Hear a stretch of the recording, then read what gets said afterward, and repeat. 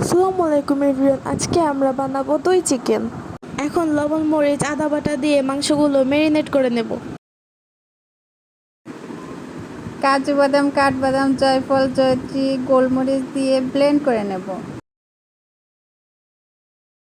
এখন ম্যারিনেট করে রাখা মাংসগুলোকে ভালো করে উল্টে পাল্টে ভেজে নেব।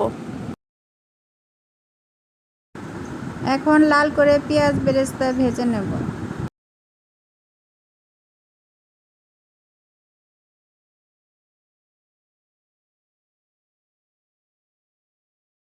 ওই তেলে দারচিনি সাদা এলাচ দিয়ে ভেজে তার ভিতরে কুচি করে রাখা পেঁয়াজ দিয়ে নেড়ে নেব।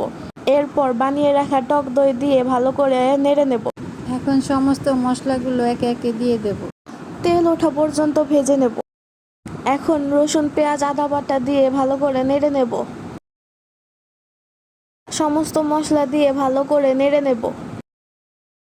তেল ওঠা পর্যন্ত নাড়তেই থাকবো। এখন ভেজে রাখা চিকেনগুলো দিয়ে দেব। ভেজে রাখা চিকেন দিয়ে ভালো করে নেড়ে নিতে হবে। এখন জাল করে রাখা দুধ দিয়ে দেব। দুধ দিয়ে ভালো করে নেড়ে গরম মশলার গুঁড়া আর পেঁয়াজ বেরেস্তা দিয়ে নেব। পারফেক্ট দই চিকেন হয়ে গেছে। আপনারা চাইলে বাসায় ট্রাই করতে পারেন। আজকের জন্য এতটুকুই। আল্লাহ হাফেজ।